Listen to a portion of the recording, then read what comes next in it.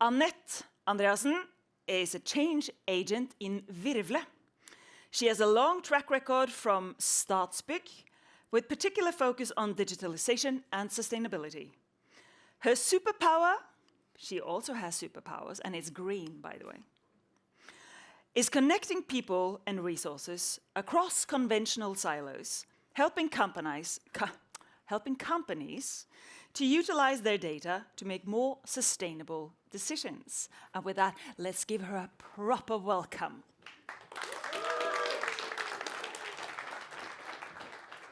Green welcome. Thank you so much, Elin. Thank you so much for inviting me and having me here. Yeah, my background is from Statsbygg, and I was thinking this morning, I was trying to introduce myself. When it comes to BIM, I actually was in Statsbygg since, I've been in Statsbygg since 2005. And I was in the development department that actually started this work with Morten Lie. Some of you remember him. And so I go way back, but I kind of like stopped working with BIM. I think it was at the time when we did an analyze in Statsbygg and tried to look into, okay, how many complete models do we have of the built buildings we have? Anyone want to guess the number? 0. So I kind of like figured out I go into sustainability instead. I think that's more important. So, but after 16 years in Statsbygg, and the last years I was the director of digitalization and development, I studied green growth and figured out that we need a why. And I think we have been talking about this today several times, that the BIM evolution has maybe not taken off as much as we had assumed it would do 20 years ago, like Theo said as well. I mean, we had bigger expectations. And I think maybe one of the reasons why we haven't reached further this time, at this time, is because we have maybe not been agreed on why. Because, I mean, okay, we can make things more efficient. We can produce things at a lower cost. But is that a why? For me, it wasn't. For me, sustainability is the why we need building information model, AI, and all the other aspects. Like we heard the storytelling earlier. Why? It's because we're going to make a society for our kids to thrive in.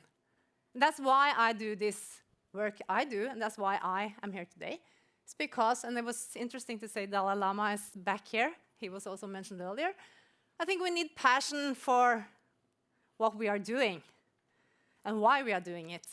My passion lays in this little girl here. She's not a small little girl any longer. She doesn't want to go skiing with me anymore. But this is what I love to do. My kids and being out in the nature. And that's my why. I hope you also have your why, and we'll come back to that. But I think we need to connect our emotions, because we get very technical when we talk about building information models, AI, computing, and mathematics and algorithms. And we have to put on something more valuable, because we are humans. And by that, I would like to have you, I want to challenge you. I want to take you on a small imaginary travel. I will ask you to close your eyes, all of you. Sit back. You have had a long day on the conference. Sit good back. Take a deep breath. Close your eyes and try to relax. And try to find an experience, a positive, good experience connected to nature. Something, a place or a taste or sense or anything that has to do with nature. It gives you a good feeling. And feel the gratefulness of being there, and for nature providing you and giving you the possibility and the feeling. And as you are there, there's a person coming towards you, a young person whom you love. Might be a child or a grandchild or someone who's younger than you and that you care for. Invite that person in with your experience, in your moment, and share it. and stay there together. And feel again the gratefulness, both for nature and for that person you love.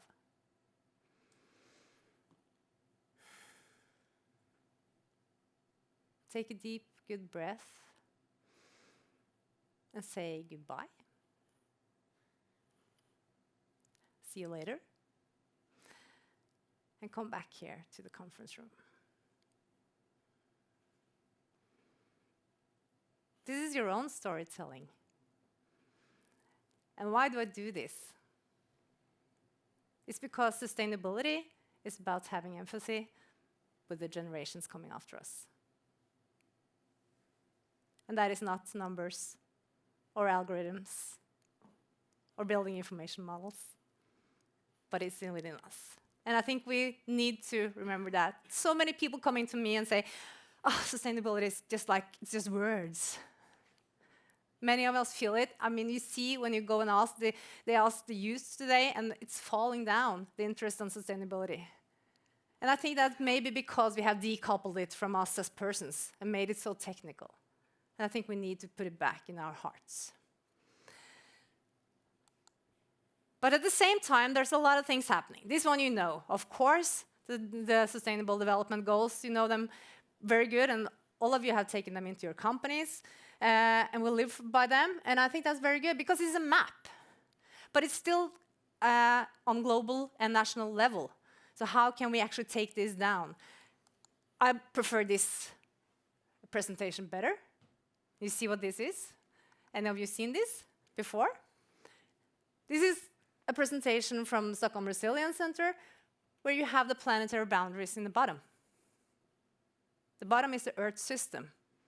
And then you have the society, which have to click in. And then on top, you have a small cake, which is called economy, which is man-made, which we control.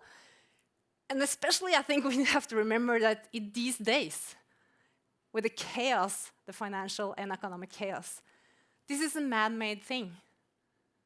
But this one is not a man-made thing. This one we can't control. This is the boundaries where we can thrive if we take care of it. But we have to fit into that. And maybe we shall try to remember that.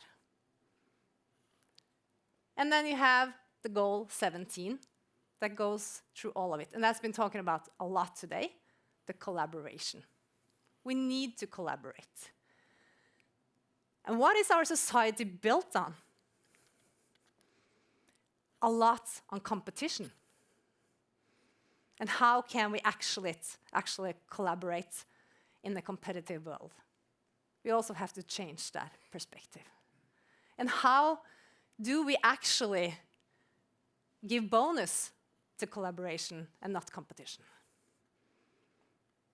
I don't have the answers, but I think it's very important that we think about it, because it's hard to say that collaboration is more important than winning the competition, when winning is what we pay today.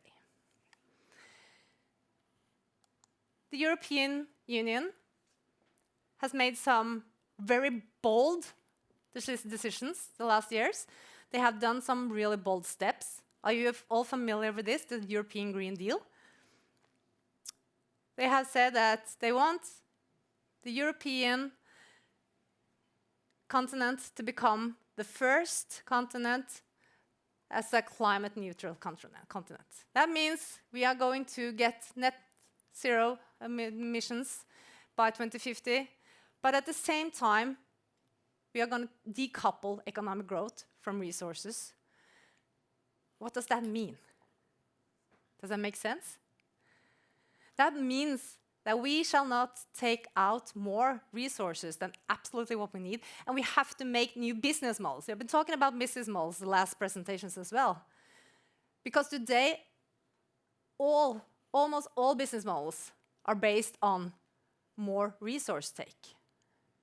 But how can we actually manage to have economic growth, but without taking out more materials, more resources from our planet? And at the same time, make sure that we don't leave any persons behind. We see more differentiation between people, and we have to also remember that. We have to have all the people with us. If not, we are going to see some conflicts. And I think that is very good, that the European Union and the European continent is going in front on this, and are taking some brave leadership choices and directions. We need that. It's been mentioned earlier here as well. We need brave leaders. And I think Ursula von der Leyen is one of our bravest leaders these days. Anyone heard about the EU taxonomy? Hands up. Some of you. Heard? Yeah, heard about? Yeah. Anyone who will say they know it? Good. Yeah. One person. And we were talking about it because I think this is a tool. We had a round table earlier, and I think that, and also what was mentioned earlier about the paradigm shift. We are in a paradigm, I believe, at least. And I think this is something that shows us that new regulations make change, and we need a new language to talk about it. That was also mentioned earlier. We need a new language to understand each other when we talk about this. The EU taxonomy is a classification system for financial investments. So it doesn't say, it's not like you have to do this. But it says that if you want to have a green financial, then you have to make sure that you contribute good, do good on one of these 6 issues on that side, and do no significant harm on any of the others. So it's a whole. And it's actually the same elements that is in the Sustainable Development Goals from the United Nations. And in addition to that, you must make sure that you have the minimum safeguard on social elements. So you also have to make sure that you don't do harm on people. And if that is taken in, and if not if, but when this is taken in, these are the elements we have to consider when we do a financial investment, or we go to a bank and ask for financial investment. Because all banks in Europe now, they are showing how big part of how much of our portfolio is green or not, according to this system. And what happens then? We had a good conversation with Thon-gruppen on real estate and property management, because what they see is that suddenly the CFOs are interested in how the operation management actually runs. They have never been before. And like I said, we had like 0 billion information models that were correct in Statsbygg, 3 million square meters, because it didn't have any value in the life cycle perspective. And this is what happens here, because this also affects the life cycle perspective. This also affects how are the operations on your assets? How do you refinance the loans on these assets? What are the risks according to this? And many of you couldn't care less for this, and I can understand that. But I think it's so important that we all need to learn this language if you want to make a change. And we have been talking about change as well. And this is not just a change, it's a transformation that we need. And we need to learn this language. Because then we can actually talk to those who are concerned about the financials and give in another value. And this is one thing. The taxonomy is based on the financial structure, the loans, the investments. But in addition to this, EU has also a new regulation called the Corporate Sustainable Reporting Directive. And then again, I want to ask, how many of you have read a financial report from a company or looked into it? Yeah, some of you? And maybe you have your own private budgets? Maybe? Some of you? Yeah? We know that language. We have been doing that for hundreds of years. But now the European Union is actually putting up on the huge companies that they have to report not just on the financial costs and structures and elements in every company, they also have to report on the sustainability elements in a given structure, which gives us a language. Because today you can read a financial report and you can see, okay, this company is better than that company. Today you can do it, you can read the sustainability report, but maybe you, okay, I'm not quite sure. Greenwashing, we call it. But this is to provide greenwashing. This is to give us the opportunity and possibility to actually compare and to make it transparent, to make it open. And what does this have to do with BIM, you may ask? Does it have anything to do with BIM? Because we don't do anything, we look at the climate change. You calculate the CO2 emissions. Any of you do that? Yeah? You do use one-click LCA and you calculate the CO2 emissions from your project. But we actually need to have a wider perspective on it. It's not enough anymore. Because if you want to have a portfolio overview of all your projects, then you have to see that it's not the financial cost. It's not just the climate risk or climate cost. Because the CFO, who will have the responsibility of reporting this, also need all these other elements from the projects. Because it's risk if we don't do it. And you also have the circular economy, which is part of the biodiversity and resource use. And we see a huge change. And when we talk about refurbishing, we have to understand also that the value of materials in existing buildings also have to be a part of this. And here comes the BIM, because this has to be a part of the I in the BIM. This is information that we need to have so that we can do good decisions. We need this data to actually have the possibility to make a good decision when it comes to sustainability and reduce the risk of the assets and the projects we're into. But today, it's the financial cost. It's the time and finance, and maybe the climate emissions. But I don't know how many actually using the emissions to make the right decision. But we have to have this, all this charter, and then we have to look, okay, how can we actually parameterize on it?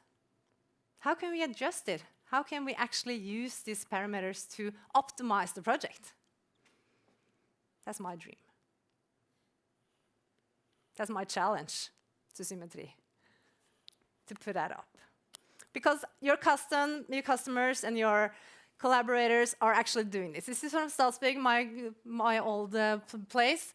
It's like they are reporting on it as we speak, and they need the information. They have also said that we're going to be nature neutral. What does that mean? How can you document from a project that you're nature neutral? These are new languages that we have to get into our building information model as well. Or NCC, which is like they are into how much can we reduce the emissions from all our products, because that also counts. And we have to ask for it. And we have to put it on the agenda. And I want to go back again. Because we have been doing it. It's about courage, it's about flexibility, it's about collaboration. And I think we need people out there today who actually start understanding what are the value of the data you produce. Why do you produce the data? For who? Is it just the next one? Or is it actually for the life cycle cost perspective? Because that maybe makes a different need for the data. And how do you understand the people who are going to need your data? How do you understand the demolition guy who's going to take out that concrete wall in 50 years? What's the need of the data? How can they use it? And I think that is so important because we get so technical. We just produce what we are told to produce. And that is back again to Elin's opening speech about how we actually have to use our minds. Be critical. But be critical for a reason, because we want to take care of the environment. And dare care. Take it in, ask questions, and as Alice in Wonderland didn't do, maybe you should do, choose your direction. Dare take a choice. Dare stand for something. It might be don't care, but okay, then that's your choice. Do that. Because I totally agree, Elin said the same thing. The future is ours to make, if we want to, and if we believe in it. And by that, I have a reflection question. Because you have been sitting all silent there today, I want you to reflect on that, and I want you to discuss it with the person sitting next to you. How can you, in your job or in your life, in the role as a mother or a sister or a brother or whatever, how can you make a positive impact on sustainability? 2 minutes. You have time for that. 2 minutes. Talk to the person sitting next to you.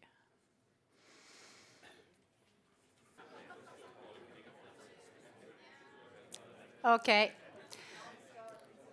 Let's get you back again. I hope you see that you have the ability to affect and that you actually can do a change, because we can all do a change. But we have to dare, and we have to continue to be curious, and we have to learn ourselves the new language. So I guess you all learned the language about EU taxonomy and corporate sustainable reporting directive. It's beautiful words. It's almost like Elin's morning start, but learn those languages, because then you can have other conversations with other people, and it makes it stronger our ability to collaborate. Because when you collaborate cross-functionally, you also have to understand the other's language. And I have a business administration background myself.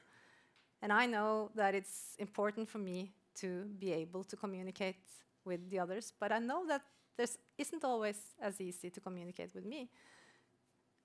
And I think we have to have that perspective, all of us, to be humble and understand that if we want to collaborate, we have to make a safe spot for it. Thank you. Thank you very much, Anette. Magnus? Magnus? I have a question for you. It's a communication between my co-pilot here. Can I ask a question and go 2 minutes over time? Yeah. Okay, so then I do have a question for you.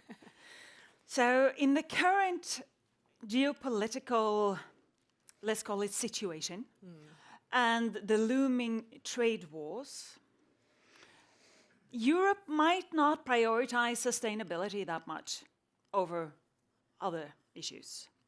What are your thoughts around that? It's a very hard question. You only have 1 minute. Yeah.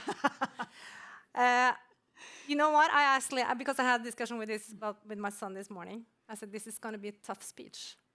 Because finding the energy, convincing you that this is still important. And I think that we just have to continue doing it if you believe it.